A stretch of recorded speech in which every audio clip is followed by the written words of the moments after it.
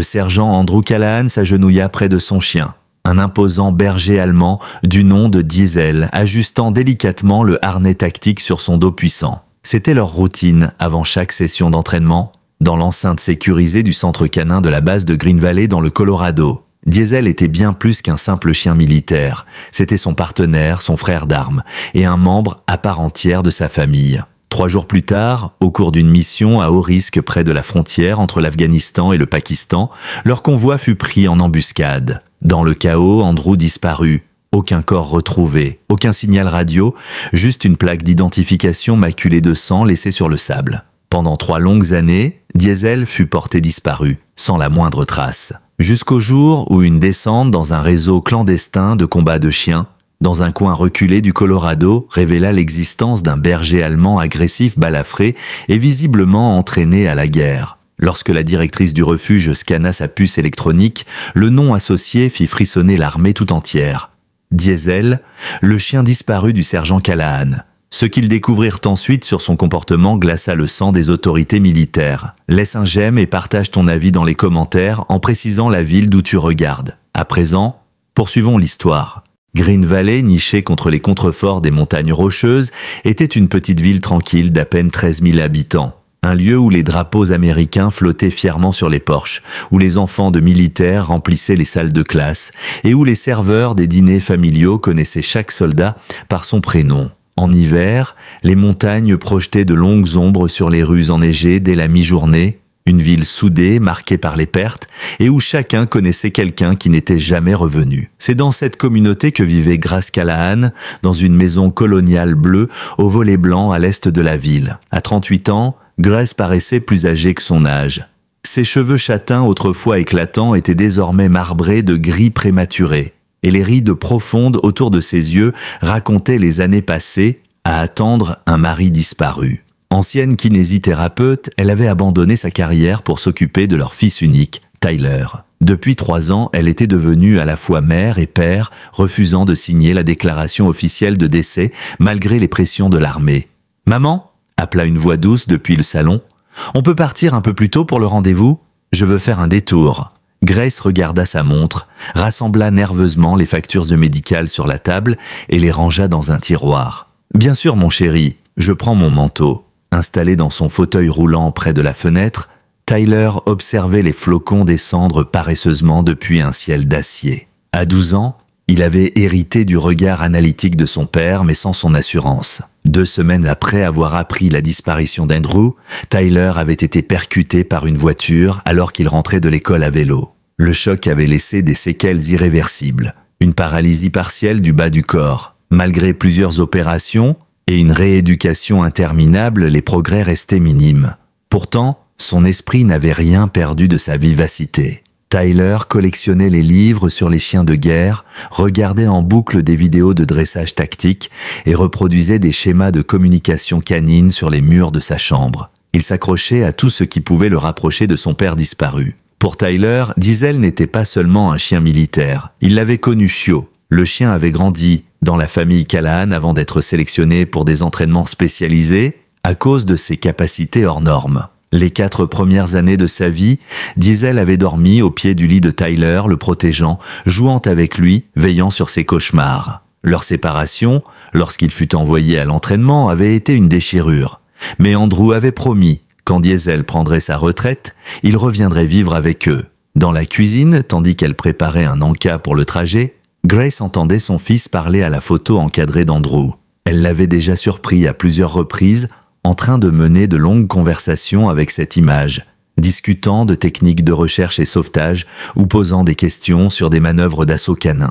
Parfois, ça lui brisait le cœur. D'autres fois, elle trouvait là une forme de consolation. Ce lien, aussi invisible soit-il, restait vivant. Le commandant Harold Beckett, supérieur et ami proche d'Andrew, était resté présent dans leur vie depuis la disparition du sergent. C'est lui qui avait aidé Grace à naviguer dans la bureaucratie militaire, à obtenir des aides supplémentaires et qui avait récemment soutenu Tyler dans son admission à un programme expérimental de rééducation. À 54 ans, Beckett incarnait la rigueur militaire avec ses cheveux poivre et sel toujours impeccablement coiffés et son langage formel même en privé. Grace lui était reconnaissante, Mais elle avait toujours trouvé étrange son insistance à consulter les affaires personnelles d'Andrew, ses notes, ses rapports de mission. Ce matin-là, alors qu'elle terminait de préparer les affaires de Tyler, son téléphone vibra. « Madame Callahan, c'est le commandant Beckett.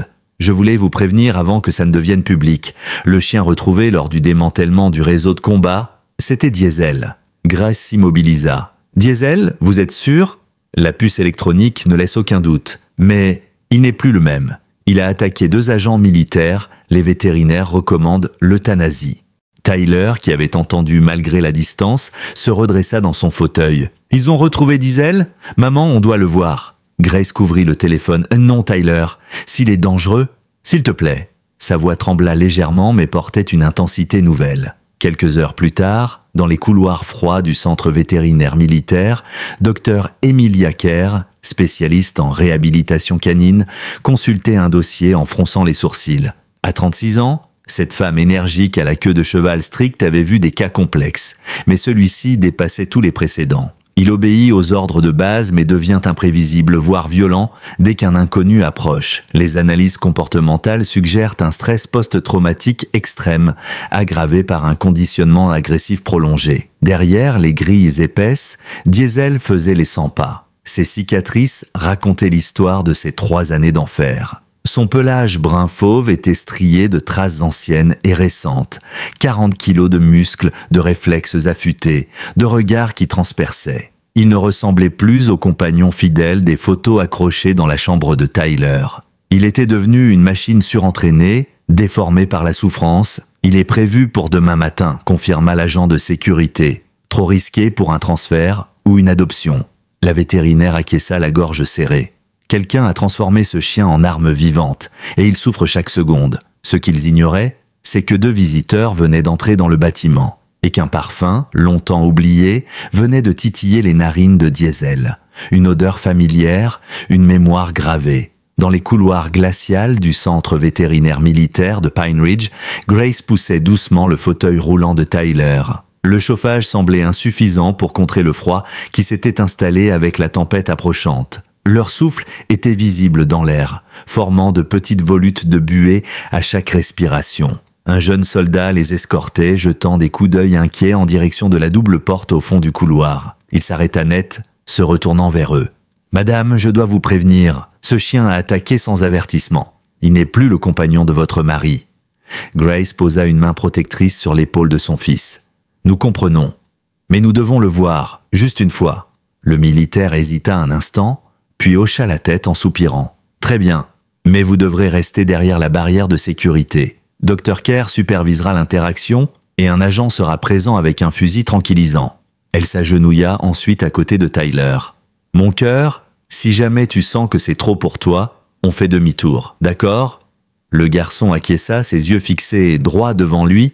Papa disait toujours que Diesel nous reconnaîtrait, quoi qu'il arrive. Dans l'air d'observation, les murs en béton transpiraient l'humidité et l'odeur d'antiseptique.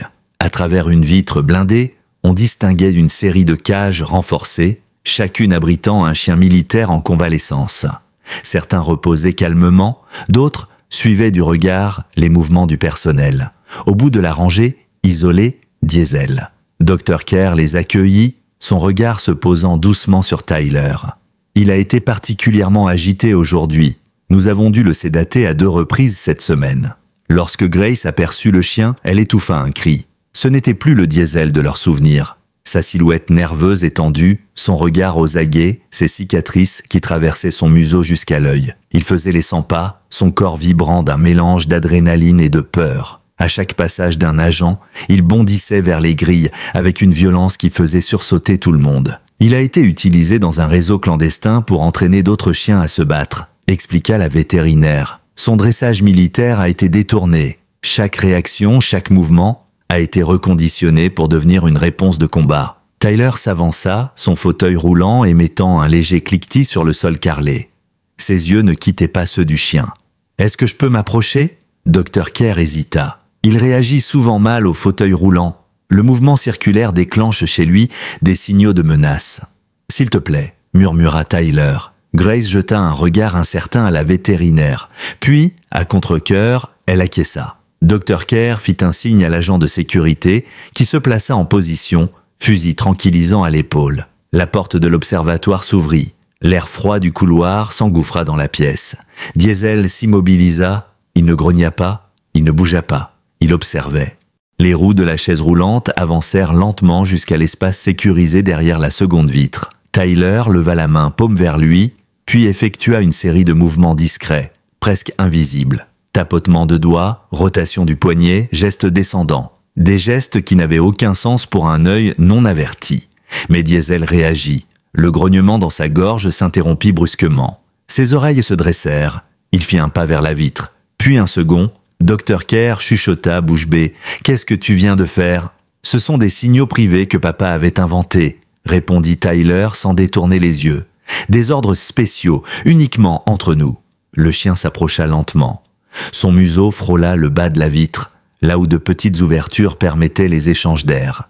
Il renifla longuement. Ses pupilles s'élargirent. Quelque chose dans son regard changea. Plus de peur, plus d'agression, juste une intensité nouvelle. « Il se souvient », murmura Tyler. « Reste prudent, mon chéri », dit Grace, les yeux pleins de larmes. Le garçon fit un nouveau geste, 2 doigts dressés, puis un cercle tracé. Diesel s'assit, immobile, docile, inébranlable. « C'est impossible », souffla l'agent de sécurité. Il a refusé d'obéir aux dresseurs les plus expérimentés. Tyler continua la série de gestes, chacun plus complexe que le précédent. Et le chien obéissait, couché, debout, tourné, assistant. Une chorégraphie silencieuse. Puis, sans prévenir, Tyler étendit lentement la main vers une petite ouverture prévue pour le nourrissage. « Ne fais pas ça !» s'écria Grace. Mais Dr. Kerr la retint doucement. « Regardez !» souffla-t-elle. Diesel s'approcha, lentement, précautionneusement. Il posa son museau contre la main de l'enfant, la reniflant avec une tendresse désarmante. Puis il s'allongea de tout son long, la tête entre les pattes, dans une posture d'abandon total. Dr. Kerr nota frénétiquement. « C'est incroyable ! Ce chien considéré comme irrécupérable obéit à un enfant. »« Maman !» dit Tyler, la voix brisée par l'émotion. « Regarde son collier. Il y a quelque chose à l'intérieur. » Grace plissa les yeux. Une petite protubérance, à peine visible, dépassait sous le cuir usé du harnais. Dr. Kerr s'approcha, l'examina. « Il faut le retirer. Mais je ne sais pas si nous pouvons entrer en toute sécurité. Je peux l'aider à rester calme. » déclara Tyler. « Papa m'a appris comment faire. » Avec un mélange de peur et d'espoir, tout le monde se prépara à entrer dans la cage. Le garçon entama une nouvelle série de gestes, beaucoup plus sophistiqués. Diesel se releva, tourna sur lui-même 3 fois, puis se coucha, museau tourné vers l'entrée de sa cage. « Il attend qu'on vienne vérifier son équipement », expliqua Tyler. « Papa l'avait entraîné pour ça. » Le capitaine Miguel Rivera, spécialiste principal du programme canin militaire de la base de Green Valley, arriva à peine 30 minutes après l'appel d'urgence de Dr. Kerr. Un homme trapu au regard perçant avec les tempes grisonnantes et une réputation bâtie sur 25 années d'entraînement des chiens de combat les plus redoutables du pays. Dès qu'il posa les yeux sur Diesel, ses traits restèrent impassibles. Mais son attention se fixa immédiatement sur les gestes de Tyler comme s'il observait un code oublié. « Ce ne sont pas des ordres standards », dit-il à voix basse à Dr. Kerr. « On dirait des signaux dérivés modifiés. » Elle hocha la tête.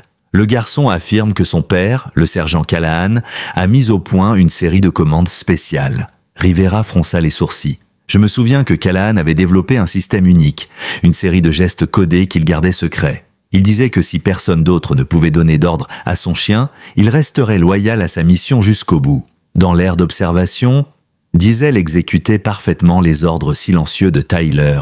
S'asseoir, se coucher, tendre la patte, aller chercher un petit jouet en mousse et le poser avec une précision chirurgicale contre la vitre. Chaque mouvement était fluide, discipliné, presque émouvant dans sa fidélité. « J'ai entraîné des centaines de chiens », murmura Rivera. « Mais je n'ai jamais vu une bête aussi brisée retrouver une telle stabilité. Ce chien a 2 visages, une machine de guerre incontrôlable pour tous, sauf pour lui. » Dr. Kerr fit un pas vers Grace, son visage tendu par la concentration. « Madame Callahan, je vais officiellement demander la suspension de l'euthanasie. Nous devons approfondir ce lien unique entre Diesel et votre fils. Ce n'est pas un cas ordinaire. » Grace, toujours bouleversée par ce qu'elle venait de voir, hocha la tête lentement. Elle n'avait pas vu Tyler aussi éveillé, aussi vivant, depuis des mois. Nous avons un rendez-vous demain matin à l'hôpital militaire pour une possible nouvelle intervention chirurgicale, murmura-t-elle. Un spécialiste est venu de Boston, c'est important. Maman, intervint doucement Tyler depuis l'autre côté de la vitre. On peut le reporter, c'est Diesel. Papa aurait voulu que je le sauve. Il y avait dans sa voix une telle conviction que Grace ne trouva rien à répondre. Quelques instants plus tard, dans une pièce attenante, un vétérinaire assistant vêtu d'un gilet pare-balles léger prépara doucement Diesel pour le retrait du collier. Rivera pénétra prudemment dans l'air de la cage, tandis que Tyler, de l'autre côté du verre, continuait les gestes de concentration et d'apaisement. Le chien resta allongé, calme, le regard fixé sur l'enfant comme si ce dernier était son seul point d'ancrage. « Bon chien, Diesel » murmura Rivera en s'agenouillant. Il approche ses mains lentement, desserrant le collier centimètre par centimètre. Sous la surface du cuir, il sentit une ligne irrégulière, une couture dissimulée. À l'aide d'un petit outil d'extraction, il ouvrit délicatement la doublure. Une capsule métallique de taille réduite en sortit, recouverte d'une fine protection étanche. Il la tendit à Dr. Kerr qui l'enferma immédiatement dans un sachet de preuve militaire. « C'est un dispositif de stockage de données », constata Rivera. « De qualité militaire, étanche, robuste et caché là pour une raison bien précise. » Grace sentit son cœur s'accélérer. Et si Andrew avait tout prévu? Et si ce chien détenait la clé de leur vérité depuis le début? Alors qu'il quittait la pièce, Tyler fit un dernier geste à Diesel. Le chien se leva, alla s'installer au fond de sa cage et se coucha dans une posture d'attente. Ses yeux ne quittaient pas l'enfant. « Il a reçu l'ordre de se mettre en repos et d'attendre », expliqua Tyler essoufflé. Papa disait toujours que Diesel savait patienter aussi longtemps que nécessaire. Dehors, le vent s'était levé, annonçant une tempête hivernale imminente. Tandis que Grace aidait son fils à regagner leur SUV, un véhicule sombre se gara non loin de là. Une berline officielle. La vitre côté conducteur se baissa. C'était le commandant Beckett. « Grace, Tyler, dit-il d'un ton neutre. J'ai entendu dire que vous aviez vu le chien. Tout va bien ?» Elle se tendit instinctivement. « Comment avez-vous su ?»« Petite base, répondit-il, avec un sourire qui ne touchait pas ses yeux.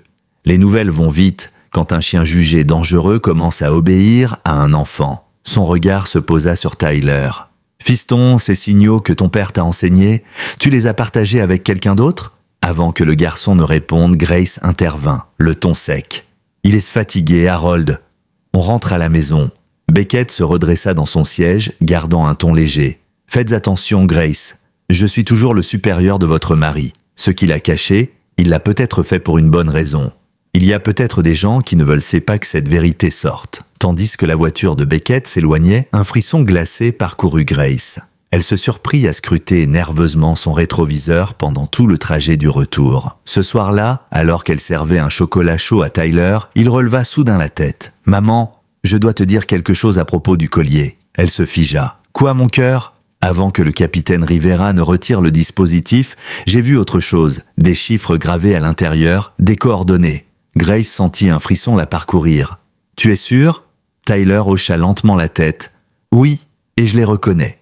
C'est derrière notre maison, sous le vieux chêne, là où papa et moi enterrions nos capsules temporelles. » Ils rentrèrent en silence, mais aucun des deux ne remarqua le véhicule sombre qui roulait à distance constante derrière eux, ses phares masqués par les tourbillons de neige. Le genre de présence qu'on ne remarque qu'une fois trop tard. Le lendemain matin s'éveilla sous un ciel d'acier, aussi figé que la terre gelée autour de la maison des Callahan. Des flocons lourds tombaient sans relâche et les alertes météo annonçaient désormais une tempête hivernale sévère, avec des bourrasques descendant des montagnes et des congères atteignant les genoux. Debout à la fenêtre de la cuisine, une tasse de café entre les mains, Grace fixait le vieux chêne au fond du jardin. L'arbre se dressait, solitaire comme un monument silencieux. Elle savait ce que les coordonnées signifiaient. Elle savait qu'elle devait creuser. Mais pour l'instant, elle n'en avait ni la force, ni les réponses. Son téléphone sonna, brisant le silence. Elle décrocha aussitôt. « Madame Callahan, c'est Dr. Emilia Kerr, j'espère ne pas vous réveiller. »« Non, nous sommes déjà debout, tout va bien avec Diesel ?»« Justement, » répondit la vétérinaire, la voix plus vive que d'habitude. « Quelque chose d'extraordinaire s'est produit. Après votre départ hier soir, Diesel est resté parfaitement calme pendant près de 5 heures. Aucun grognement, aucun comportement agressif. Il a même accepté la présence des membres de l'équipe de nuit. Ce qui ne s'était jamais produit. » Grace posa sa tasse, le cœur battant. « Et cela signifie, que son lien avec Tyler est peut-être la clé de sa réhabilitation. En accord avec le capitaine Rivera et mes supérieurs, nous souhaiterions proposer une mesure exceptionnelle. Transférer Diesel chez vous, sous surveillance militaire, pour une évaluation de 48 heures. Grace resta muette quelques secondes. « Vous voulez qu'on le ramène à la maison ?»« Oui, mais dans un cadre sécurisé. Le chien porterait un harnais de travail spécial, ainsi qu'une muselière lorsqu'il ne serait pas avec Tyler. Le capitaine Rivera assurerait la supervision et un agent du renseignement militaire viendrait observer les interactions. » Grace fronça les sourcils. « Vous parlez de renseignement militaire ? Pourquoi sont-ils impliqués ?» Dr. Kerr marqua une pause avant de répondre avec prudence. « Le dispositif que nous avons retiré du collier a attiré leur attention. Ils pensent que Diesel pourrait être la clé pour retrouver d'autres éléments laissés par votre mari. » Grace sentit une angoisse sourde monter. Autrement dit, ils veulent utiliser mon fils et un chien traumatisé pour récupérer des informations classifiées ? « Je comprends votre inquiétude, » répondit la vétérinaire d'un ton plus doux. « Mais cela pourrait aussi aider tout le monde. Diesel pourrait éviter l'euthanasie. Tyler pourrait retrouver un lien réel avec son père. Et vous pourriez enfin obtenir des réponses. Peut-être même une forme de paix. » Ces derniers mots résonnèrent en elle comme un souffle lointain. La paix. 3 ans de vide, de silence, de regards fuyants dans les couloirs de la base. Était-ce enfin le moment de découvrir la vérité ? « Je vais en parler à Tyler, » dit-elle finalement. « Vous aurez ma réponse avant midi. » Dans la chambre de son fils, elle le trouva déjà éveillé, assis sur son lit, entouré de vieilles photos de son père et de croquis griffonnés sur des feuilles de cahier. Il tenait un dessin dans les mains, une série de gestes codés accompagnés de notes minutieuses. « Maman, dit-il sans relever les yeux, je viens de me souvenir d'un autre ordre. Papa l'appelait le protocole « Retrouver la maison ». C'était pour des situations extrêmes. Si Diesel se retrouvait seul, il saurait quoi faire pour revenir vers nous. Grace s'assit près de lui, prenant une de ses mains. « Dr. Kerr vient d'appeler, ils veulent nous laisser accueillir Diesel chez nous, juste pour 2 jours, sous surveillance. » Le regard de Tyler s'illumina. « Vraiment ? Oui, mais je veux que tu comprennes que ce n'est pas sans risque. Il n'est plus le même chien. Il a souffert. Il peut encore être dangereux. » Tyler acquiesça lentement. « Il ne me fera pas de mal, maman. Papa l'a dressé pour me protéger. C'était sa priorité. Il me l'a dit. » Grace observe le visage de son fils. Cette détermination, cette foi inébranlable, elle reconnaissait là le regard d'Andrew, le même éclat obstiné qu'il arborait quand il parlait de ses missions, de sa famille, de ses convictions. Vers midi, la maison des Callahan ressemblait à un petit centre opérationnel. Des barrières temporaires furent installées aux portes principales, un espace sécurisé aménagé dans leur sous-sol et des dispositifs de sécurité activés dans toutes les pièces accessibles à Diesel. Le capitaine Rivera supervisait tout personnellement, accompagné de 2 techniciens militaires et d'un officier du renseignement en civil, un homme mince et froid, du nom de Neil Masters. À 14 heures précises, une camionnette blindée s'arrêta devant leur allée. 2 militaires en descendirent, tirant lentement une cage de transport renforcée. À l'intérieur, Diesel, harnais tactique neuf, muselière, regard vif et calculateur. Tyler attendait dans son fauteuil, à l'entrée de la maison. Ses mains tremblaient légèrement, mais ses yeux étaient rivés sur le chien. « Souviens-toi, » lui dit le capitaine Rivera en se plaçant à côté de lui, « pas de mouvement brusque, pas de cris. Reste calme. » Les soldats ouvrirent prudemment la cage. Dès que Diesel posa les yeux sur Tyler, son comportement changea. Il ne grogna pas. Il ne tira pas sur sa laisse. Il s'approche lentement, chaque pas mesuré. Tyler leva la main. « Diesel, doucement, ami, à la maison. » Le chien s'arrêta juste devant lui. Il s'assit, attentif, paisible. « Bon Dieu !» murmura un des soldats. Il est totalement focalisé sur lui. Dr. Kerr prenait déjà des notes. La réponse neurocomportementale est fascinante. Les stimuli traumatiques sont comme effacés lorsqu'il interagit avec Tyler.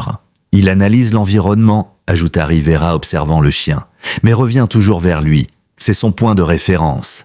Grace regardait la scène de l'autre côté de la pièce, la gorge nouée. Le chien qu'elle avait tant pleuré était là, devant elle, immense et calme, concentré sur l'enfant qu'il protégeait autrefois. Mais elle ne pouvait ignorer sa puissance, ni la muselière qui recouvrait encore son museau. « Je peux le toucher ?» demanda Tyler. Rivera hocha prudemment la tête. Doucement, continue les gestes d'apaisement. Le garçon tendit lentement la main, sa paume frôlant la fourrure rugueuse du chien. Diesel ferma brièvement les yeux. et pencha légèrement la tête contre sa main. Un nœud se défit dans la poitrine de Grace. Pendant l'heure qui suivit, Diesel fut méthodiquement familiarisé avec chaque pièce de la maison, toujours sous l'œil attentif du capitaine Rivera, et avec Tyler en chef d'orchestre discret, le chien suivait chaque ordre à la lettre. Pas un grognement, pas un geste hostile, son regard restait constamment rivé sur le garçon comme si tout le reste du monde n'était que bruit de fond. Au sous-sol, spécialement aménagé pour lui, un tapis militaire, une gamelle renforcée, des jouets tactiques et un coin repos avaient été installés. Tyler exécuta une série de gestes complexes que lui seul maîtrisait. Diesel s'installa dans son espace sans protester, dans une posture d'écoute. « Je pense que nous pouvons retirer la muselière », suggéra Dr. Kerr. « Avec les précautions d'usage. » Rivera hocha la tête. « Je le fais, mais à la moindre tension, on remet la sécurité. » Il s'approcha du chien doucement, pendant que Tyler continuait ses signaux apaisants. Le déclic de la boucle de la muselière résonna dans le silence.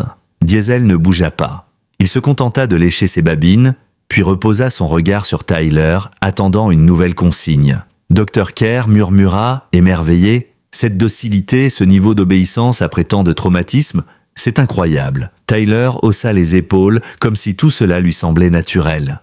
Papa disait que Diesel était son chef-d'œuvre, mais à ce moment précis, le garçon sembla hésiter. Son visage perdit un peu de sa lumière. Il prit une profonde inspiration, puis se tourna vers Rivera. « Il y a quelque chose que je ne vous ai pas dit. 3 semaines avant sa dernière mission, papa m'a emmené camper, juste nous deux.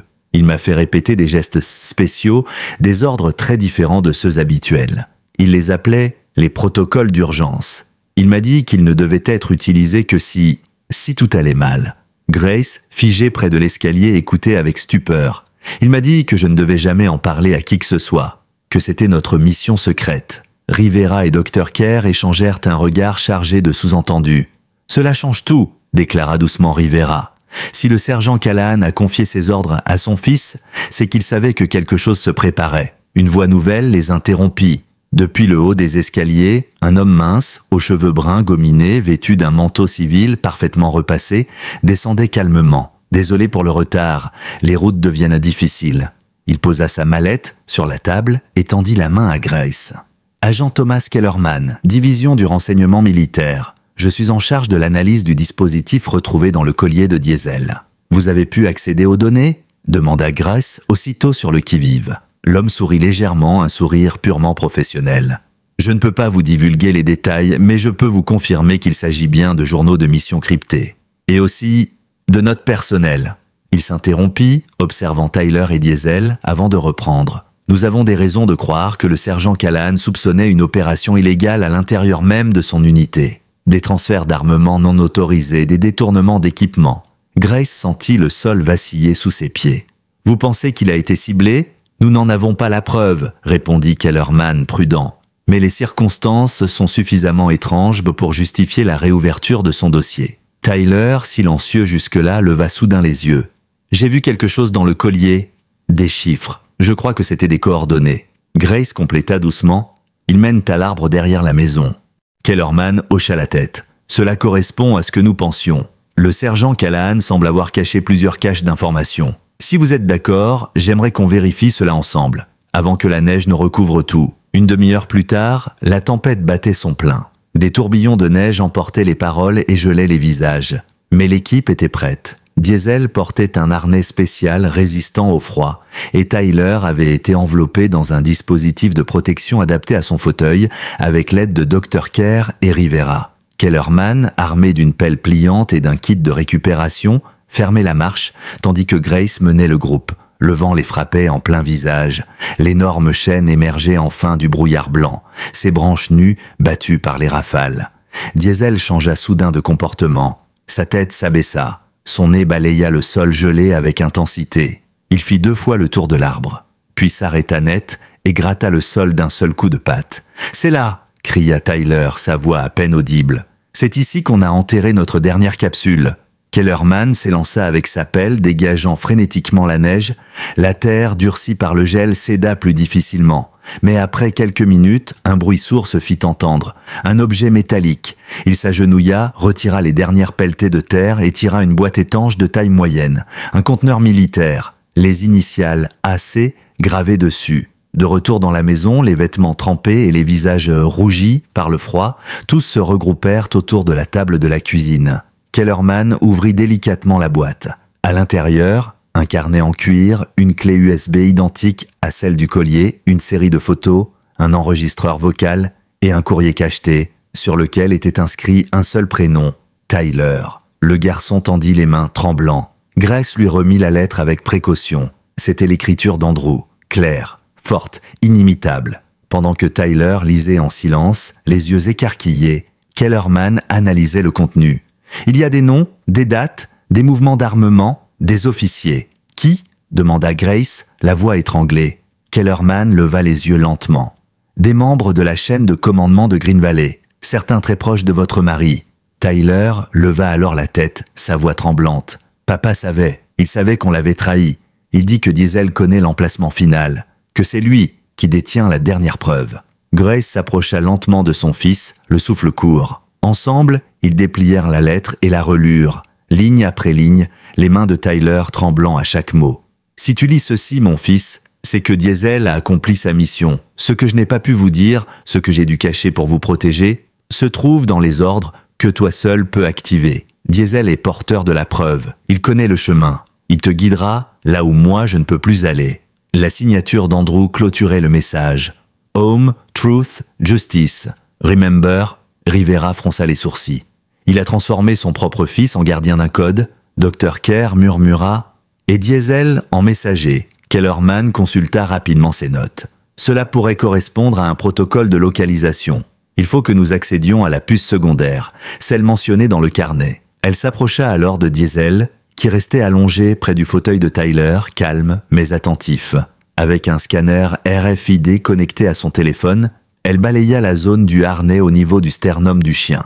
Un bip sonore confirma la détection d'un second implant. « C'est une puce de nouvelle génération, confirma-t-elle, stockage crypté. Je ne peux pas l'ouvrir ici, mais je peux confirmer qu'elle est active et chargée. » Kellerman acquiesça. « Très bien, nous devons transmettre toutes ces données à Fort Emery. Le commandement central doit en être informé. En attendant, nous devons sécuriser le domicile et éviter que cette maison ne soit compromise. » Mais une alarme silencieuse venait de se déclencher. Pas dans la maison, en Tyler, dans ses souvenirs. Le message, y dit-il soudain, les yeux agrandis. À la fin, papa parle de l'armoire à pharmacie.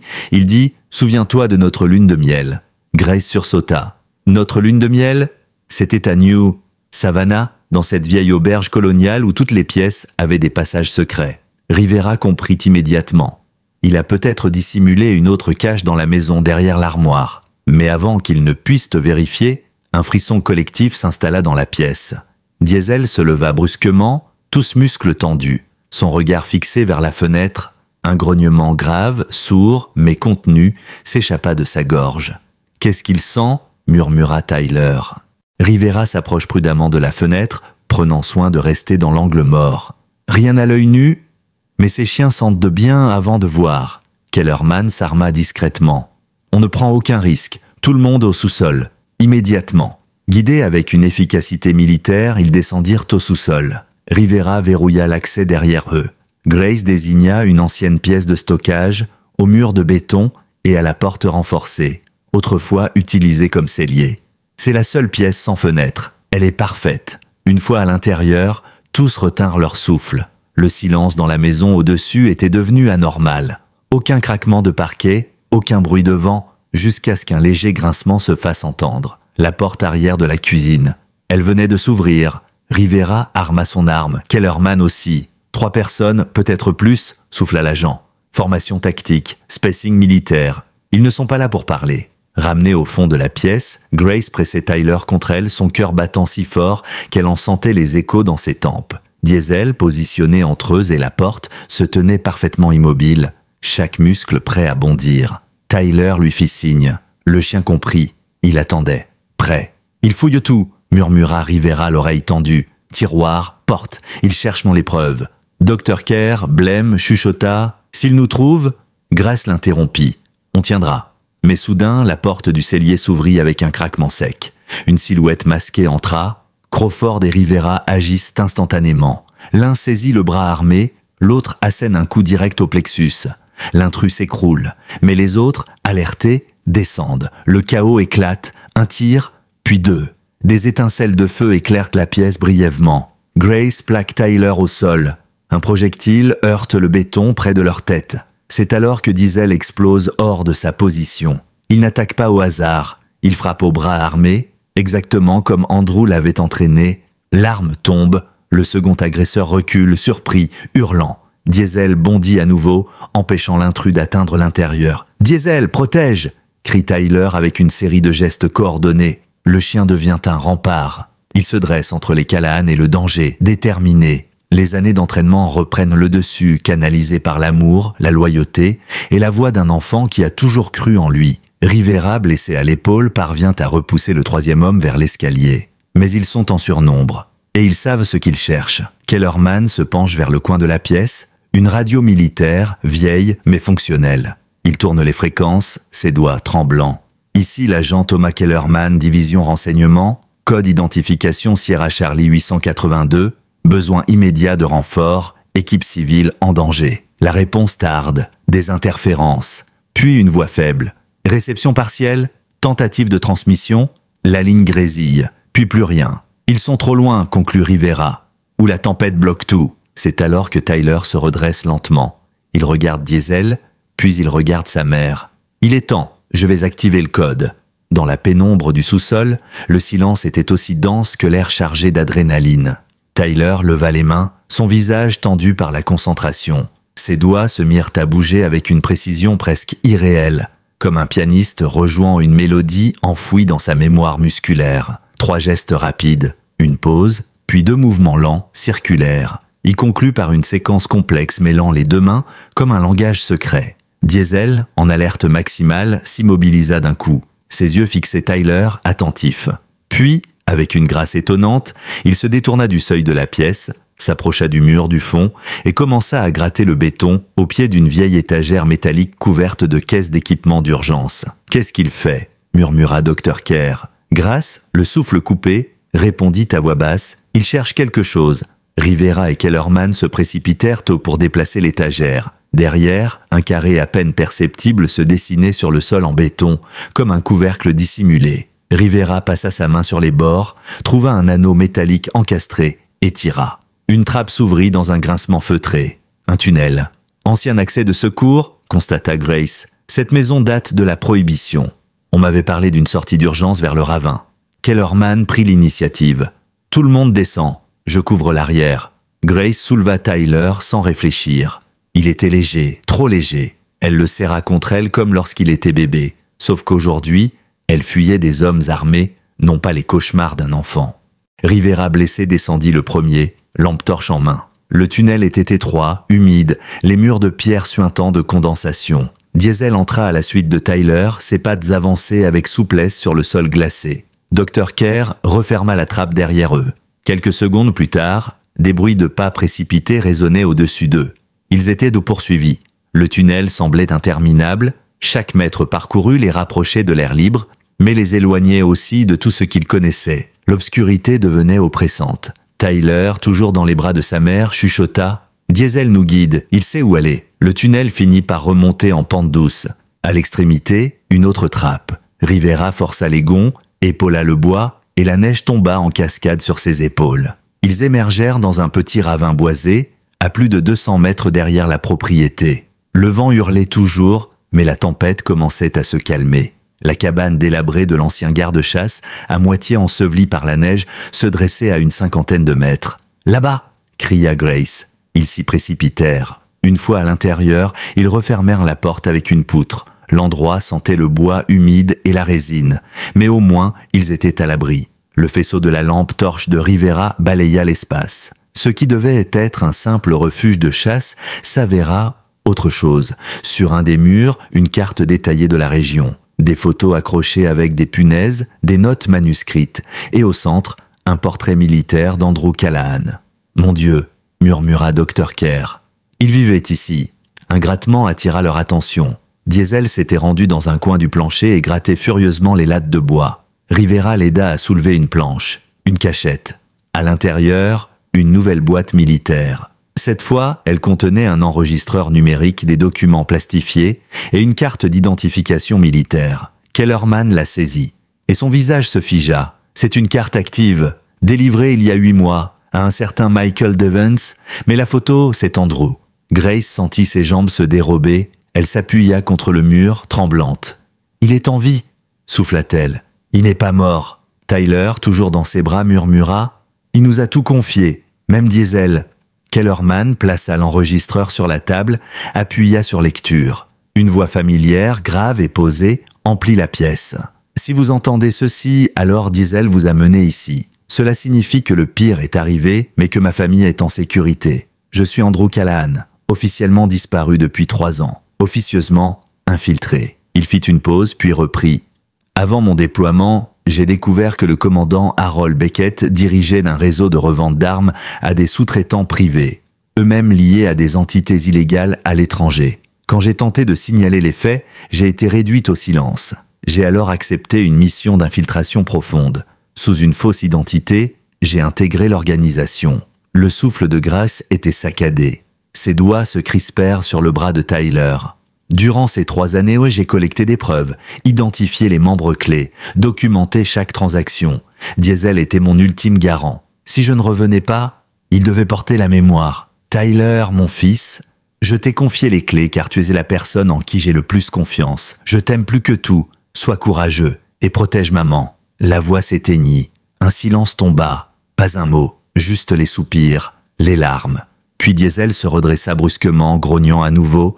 Il fixait l'extérieur. Rivera se leva, armant son pistolet. Kellerman écarta légèrement le rideau givré. 2 silhouettes approchaient dans la neige.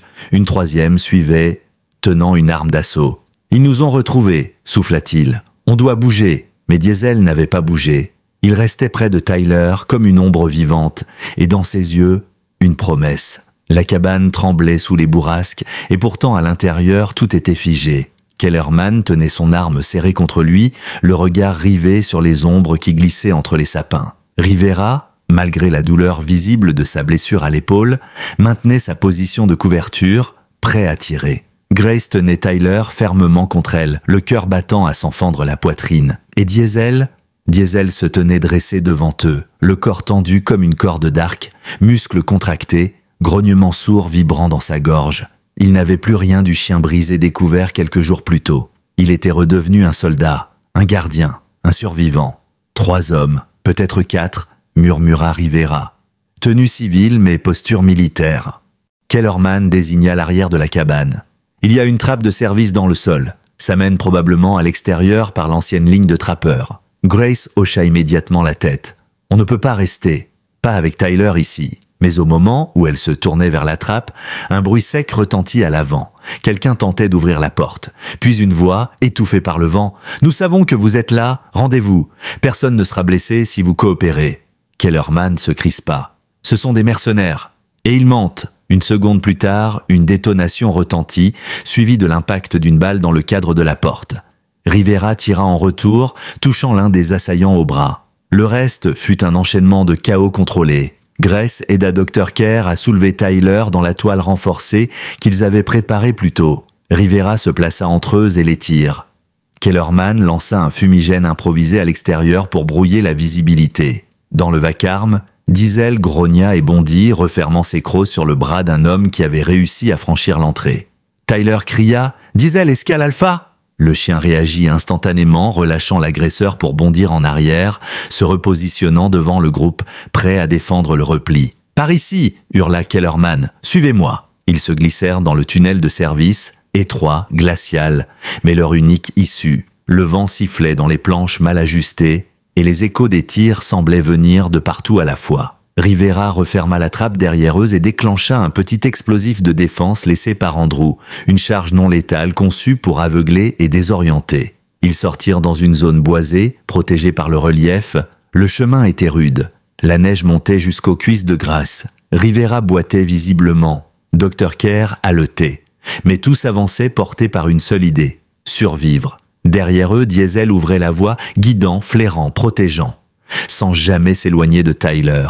Après plus de 20 minutes à lutter contre le terrain et le froid, des lumières clignotantes apparurent au loin. une station de Rangers, isolée mais équipée de communications longue portée. Rivera se retourna brièvement. On y est presque. Kellerman activa son radiotransmetteur. Cette fois, la réponse fut immédiate. Ici base avancée Sierra. Identifiez-vous. Agent Thomas Kellerman, division renseignement. Priorité 1. Civils en danger. Besoin extraction immédiate. À travers la neige, ils atteignirent la station. Une équipe de 2 rangers, visiblement armés et prêts, leur ouvrit. À peine à l'intérieur, Grace s'écroula sur un banc en bois, tenant Tyler contre elle. Dr. Kerr s'effondra sur une chaise. Rivera s'adossa contre un mur, la main sur sa blessure.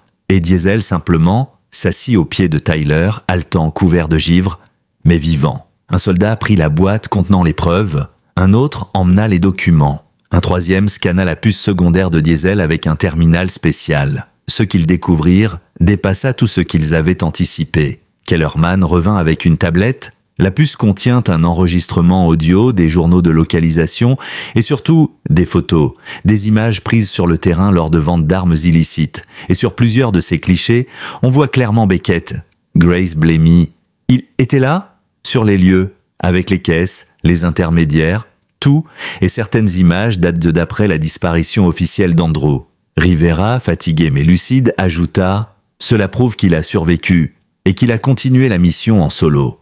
Un agent technique s'approcha alors de Kellerman. « Monsieur, un véhicule approche du périmètre, une silhouette sort. »« Hostile » demanda-t-il. « Attendez. » Le technicien zooma. Grace, qui s'était levé entre-temps, s'approcha lentement de l'écran. La silhouette avançait dans la neige, un pas lourd, un bras plaqué contre son flanc.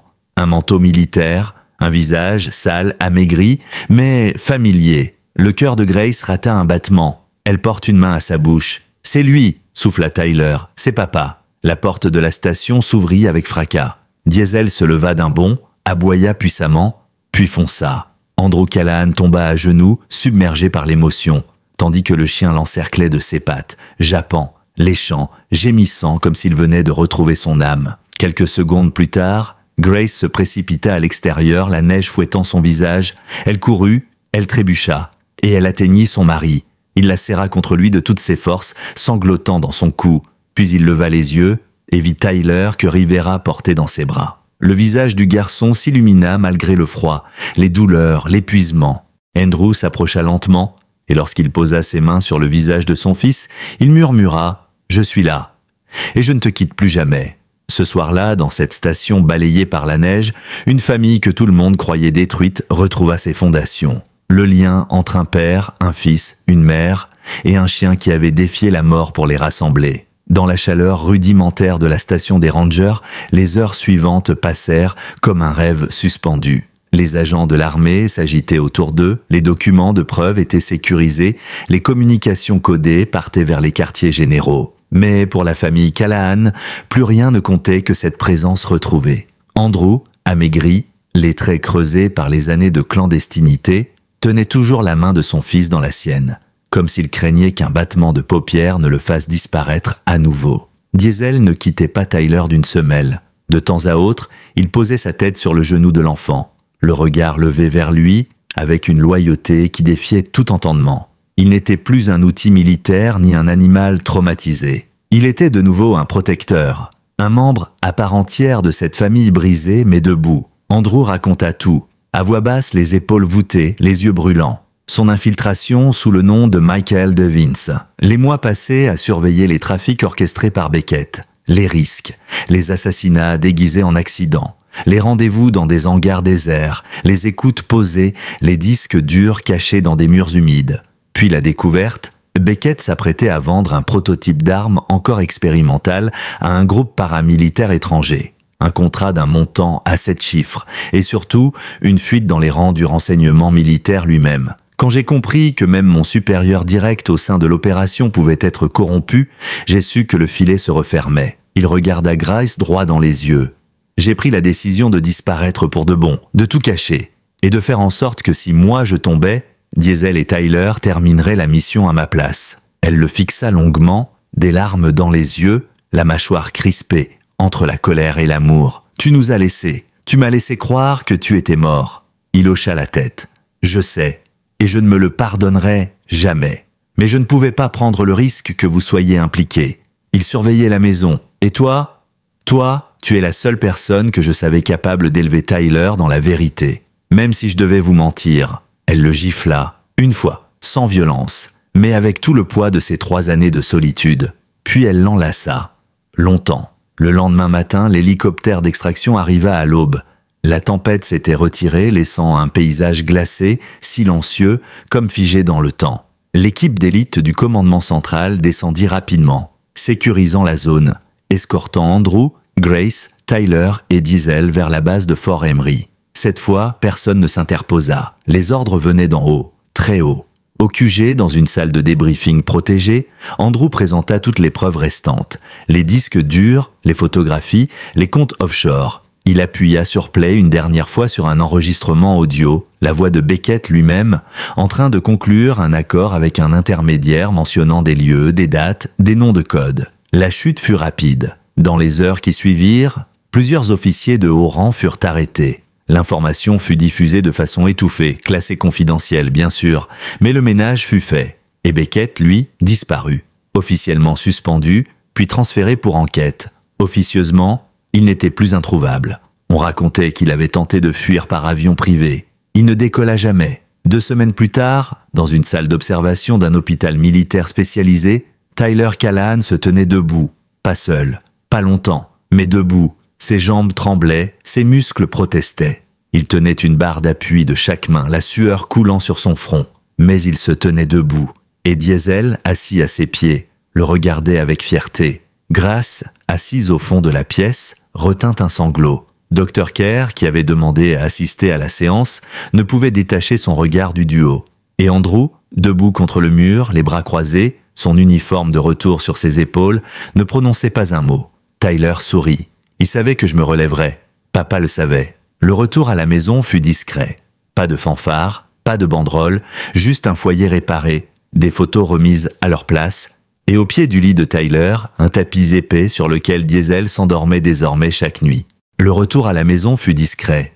Pas de fanfare, pas de banderole, juste un foyer réparé, des photos remises à leur place, et au pied du lit de Tyler, un tapis épais sur lequel Diesel s'endormait désormais chaque nuit. Le soir de leur retour, alors que la neige recommençait à tomber, Grace trouva Andrew dans le salon, assis dans le noir, fixant un cliché encadré de leur famille. Il tourna la tête vers elle, incertain. « Tu crois qu'il me pardonnera un jour ?» Elle le rejoignit, s'assit à ses côtés. « Il t'a déjà pardonné. Il t'attendait. Tous les soirs. Et moi ?» Elle prit sa main. « Moi aussi. » Il ferma les yeux, profondément. Pour la première fois depuis 3 ans, il respira librement, et Diesel, depuis l'embrasure de la porte, observait la scène. Il savait, il veillait encore, sa mission n'était pas terminée, mais elle avait trouvé un sens, un foyer, une fin. Les jours suivants s'écoulèrent comme un lent dégel après un long hiver. La neige commença à fondre sur les toits de Greenfield Springs, et dans le cœur des Callahan, les cicatrices, elles aussi, commencèrent à se refermer. Le retour d'Andrew n'était pas sans conséquences, il avait vieilli plus vite que son âge, portait la fatigue d'un homme qui avait vu l'ombre de trop près, et surtout, il devait désormais réapprendre à vivre avec les siens. Il n'était plus le soldat infiltré, ni même le mari disparu. Il redevenait père, époux, humain. Tyler, lui, semblait pousser comme un jeune arbre après la pluie. Chaque jour, il gagnait en mobilité, en confiance, en force. Les médecins ne promettaient pas de miracle, mais le simple fait qu'il puisse remuer les jambes et tenir debout par instant dépassait toutes les espérances. Ce progrès, il le devait à la rééducation bien sûr, mais aussi à la présence constante de Diesel, devenu plus qu'un chien, un partenaire, un moteur de volonté. Les vidéos de leurs séances d'entraînement finirent par circuler dans les couloirs de l'hôpital militaire. Bientôt d'autres enfants, eux aussi blessés ou en rémission, vinrent observer Tyler et Diesel. L'administration demanda officiellement à ce que le duo Callahan-Diesel intègre le programme expérimental Canine Hope, un projet de réhabilitation assisté par chiens anciens militaires. Andrew donna son accord immédiatement. « Si mon fils et ce chien peuvent redonner espoir à d'autres enfants, alors c'est le meilleur héritage que je puisse laisser, dit-il. » Le nom de Diesel ne figurait plus sur la liste des chiens dangereux. Il n'était plus le K9 oublié, le monstre des combats clandestins. Il était redevenu ce qu'il avait toujours été, un soldat loyal, un membre d'une unité.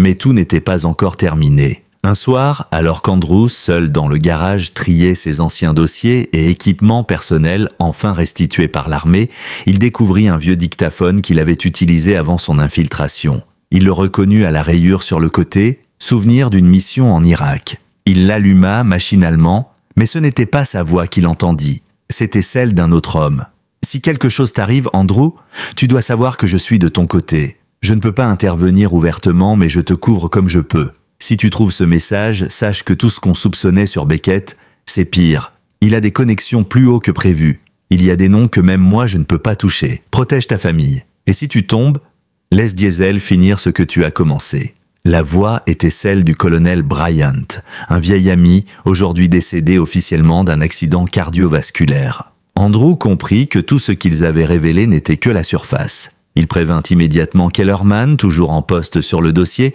désormais reclassé niveau Delta.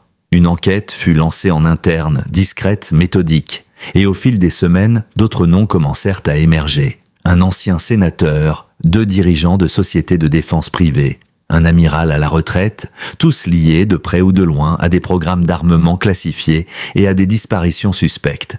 Mais cette fois, les preuves étaient solides, grâce aux archives de Diesel, à l'intelligence de Tyler et au travail acharné de l'unité de Kellerman. Une véritable onde de choc secoua les plus hautes sphères militaires et gouvernementales. Andrew n'était plus seul. Et surtout, il n'était plus clandestin. Un matin de printemps, dans une salle d'audience militaire sécurisée, Andrew Callahan témoigna publiquement. Son visage, désormais connu, fut diffusé sur les écrans internes du département de la Défense. Il parla sans haine, sans vengeance, mais avec précision. « Je n'ai pas fait cela pour moi, je l'ai fait parce que le serment que j'ai prêté le jour où j'ai enfilé cet uniforme était sacré. On m'a appris à servir, pas à obéir aveuglément. J'ai perdu des amis, j'ai perdu des années, mais je ne voulais pas perdre mon âme. » Dans la salle, Grace et Tyler assistaient silencieusement à son témoignage. Diesel, au pire de l'enfant, portait désormais un collier orné d'une médaille bien différente, une distinction militaire pour service exceptionnel. À la sortie, une foule silencieuse attendait. Des soldats, des familles, des vétérans. Tous venus remercier cet homme qui avait eu le courage de dire non et un garçon qui avait refusé d'abandonner. Tyler leva les yeux vers son père. « Tu crois qu'on a vraiment changé quelque chose ?» Andrew sourit. « Je crois qu'on a empêché le pire et que ce n'est que le début. » De retour à Greenfield Springs, la vie reprit son rythme. Mais plus rien n'était vraiment pareil. La maison était la même, les photos retrouvées avaient repris leur place sur les murs, mais quelque chose d'indescriptible planait dans l'air, un sentiment de paix. Pas celle de l'oubli, mais celle du devoir accompli. Et chaque soir, alors que la lumière dorée du crépuscule baignait leur salon, Diesel venait se coucher aux pieds de Tyler, posant sa tête sur ses pattes, les yeux fermés mais l'oreille toujours tendue, comme pour dire « Je suis encore là », et il le serait jusqu'au bout. Les mois passèrent, l'été réchauffa enfin Greenfield Springs, et les montagnes perdirent leur manteau blanc. Dans cette petite ville autrefois figée par la douleur et le silence, quelque chose avait changé. L'histoire du sergent Andrew Callahan, de son fils Tyler, et de Diesel, ce chien ressuscité de l'enfer, s'était propagée bien au-delà des clôtures de leur jardin. Et même si la presse nationale n'en parla jamais officiellement, classification militaire oblige, les couloirs de l'armée, les hôpitaux vétérans et les centres de réhabilitation murmuraient cette légende moderne avec un respect teinté d'émotion. À l'hôpital militaire, le projet Cannon Hope prit de l'ampleur. Grâce à l'implication directe de Tyler, devenu une figure centrale du programme, plusieurs binômes enfants-chiens furent formés. Des animaux jugés irrécupérables, blessés physiquement ou psychologiquement, retrouvaient une utilité, une douceur, un lien. Et des enfants paralysés, amputés ou traumatisés retrouvaient un regard complice, un souffle chaud contre leurs joues et surtout une force nouvelle pour avancer. Tyler devint un symbole, non parce qu'il avait souffert, mais parce qu'il avait continué à croire, à aimer, à espérer. Il disait souvent à ceux qu'il rencontrait « Si Diesel a survécu à la guerre, au combat, à la peur, alors moi aussi, je peux survivre à ça. » Grace, quant à elle, reprit doucement son activité de kinésithérapeute. Mais elle réserva 2 jours par semaine à l'accompagnement des familles de militaires disparus ou portés manquants. Elle parlait peu d'Andrew. Pas par pudeur, mais parce que son histoire n'était pas à elle seule. Elle appartenait à tous ceux qui attendaient encore une réponse. Andrew, lui, fut décoré. Puis mis à la retraite avec les honneurs, il refusa toute conférence, toute publication, Toute interview, il voulait vivre, être présent, regarder son fils marcher quelques pas de plus chaque jour, regarder Grace sourire sans que ce sourire soit une façade, regarder Diesel s'endormir au soleil sur le perron. Mais un jour, en ouvrant leur boîte aux lettres, ils découvrirent une enveloppe sans timbre. À l'intérieur, une note manuscrite sur un simple papier blanc. « Merci d'avoir terminé ce que nous avions commencé. B. » Aucune signature, aucun indice. Mais Andrew sut. Certains n'étaient pas morts, certains continuaient à se battre dans l'ombre. Il se contenta de brûler la lettre dans le poêle et de reprendre sa journée. L'été avança et avec lui une promesse nouvelle. Un matin, alors que le soleil illuminait la terrasse, Tyler, en short et t-shirt, les jambes gainées de nouvelles orthèses discrètes, se leva seul de son fauteuil et marcha lentement jusqu'à Diesel, couché à l'ombre. Arrivé à sa hauteur, il s'agenouilla avec effort, posa sa main sur le cou du chien et lui murmura « Mission accomplie, mon vieux ». Diesel cligna des yeux, redressa légèrement la tête et posa sa patte avant sur la main du garçon. Andrew, qui observait depuis la fenêtre, sentit ses yeux se brouiller. Il savait que tous les combats ne se terminaient pas sur un champ de bataille. Certains prenaient des années, d'autres se jouaient dans le silence d'un foyer, dans la loyauté d'un animal, dans la résilience d'un enfant. Quelques semaines plus tard, lors d'une cérémonie discrète organisée par le corps vétérinaire de l'armée, Diesel reçut la médaille de bravoure canine. Le général lui-même, accompagné d'un colonel vétérinaire, présida la remise. Lorsque Tyler fut invité à prononcer un mot, il s'avança lentement au micro, Diesel à ses côtés, sans laisse, mais totalement concentré. Diesel n'est pas un héros parce qu'il a mordu des ennemis ou suivi des ordres. Il est un héros parce qu'il a aimé, parce qu'il a attendu, parce qu'il m'a reconnu même après l'oubli. Silence, poitrine serrée, larmes. Et parce qu'il a fait ce que ni l'armée, ni les médecins, ni même moi ne croyaient possible. Il a ramené mon père à la maison. L'assemblée se leva d'un seul homme. Pas de cris, juste des mains jointes dans un hommage silencieux. Et Diesel, immobile, oreille droite, regard vers Tyler, semblait comprendre l'instant. Ce soir-là, rentré à la maison, Andrew resta dehors, assis dans un fauteuil de jardin, Diesel couché à ses pieds. Le ciel s'assombrissait lentement. Un vent léger soulevait les feuilles. Tyler dormait à l'étage. Grace préparait un thé à l'intérieur et lui, simplement, écoutait. Le monde, le silence, la paix. Il se pencha légèrement, gratta la nuque du chien. « Tu as tenu ta promesse. » Diesel remua doucement la queue. Pas un mot de plus ne fut nécessaire. La nuit s'installa doucement sur Greenfield Springs, enveloppant la maison des Callahan d'un calme presque irréel. À l'étage, Tyler dormait profondément, un bras reposant sur le flanc de Diesel, qui ne le quittait jamais. La chambre était baignée d'une lumière bleutée, celle de la veilleuse qui diffusait un ciel étoilé au plafond. Une projection que Grace avait achetée des années plus tôt, quand Tyler faisait encore des cauchemars. Ce soir-là, il dormait sans sursaut, sans peur, car il savait que celui qu'il croyait perdu était revenu, et que le chien qu'on disait dangereux était resté fidèle jusqu'au bout. Andrew regardait son fils dormir, debout, dans l'embrasure de la porte, la silhouette floue dans l'obscurité. Il y avait tant de choses qu'il aurait voulu lui dire. Mais il avait compris que parfois, le silence était plus fort que les mots. Il s'approcha, déposa un baiser sur le front de Tyler, caressa furtivement la tête de Diesel, puis referma doucement la porte. En bas, Grace l'attendait dans le salon, une tasse de thé entre les mains. Elle leva les yeux quand il descendit, esquissa un sourire tendre. Il la rejoignit sans un mot. Ils s'assirent ensemble, leurs doigts s'entrelacèrent naturellement. La télévision était éteinte. Le monde extérieur, enfin, pouvait attendre. Et alors que dehors, le vent s'engouffrait dans les arbres, qu'un nouveau cycle commençait, leur famille, autrefois brisée par la guerre et la trahison, connaissait enfin la paix. Des semaines plus tard, un dossier classifié circula au sein du département de la Défense. En couverture, Opération Fenrir, Close File. À l'intérieur, un résumé des événements, disparition du sergent Callahan, infiltration réussie, récupération de preuves, implication de hauts responsables militaires, démantèlement du réseau, réhabilitation du K9 Diesel, extraction sécurisée, statut actuel, civil réintégré, menace neutralisée. À la fin du dossier, un simple post-scriptum manuscrit ajouté par l'officier chargé de compiler le rapport.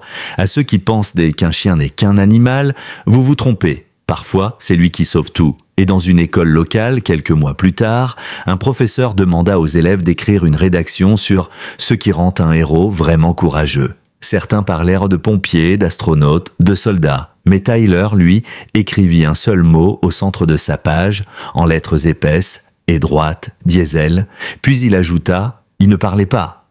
Mais il écoutait toujours. Il ne jugeait pas. Il aimait.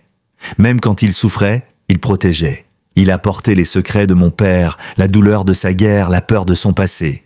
Et il nous a tous ramenés à la maison. » L'histoire de Diesel n'est pas celle d'un simple chien de guerre. C'est l'histoire d'une mémoire vivante, d'un lien que même le temps, la violence ou la mort n'ont pu rompre, d'un animal que l'on avait condamné sans comprendre qu'il était le dernier pont entre un enfant et son père, entre la vérité et le mensonge, entre la lumière et les ténèbres. Elle nous rappelle que ceux qu'on rejette parfois sans comprendre sont justement ceux dont on a le plus besoin, que les cicatrices sont la preuve qu'on a survécu, et qu'il existe des êtres, humains ou non, qui traversent les flammes non pour eux-mêmes, mais pour nous ramener. Diesel était un chien militaire, un survivant, un protecteur, mais avant tout, il était un ami, et il est devenu une légende.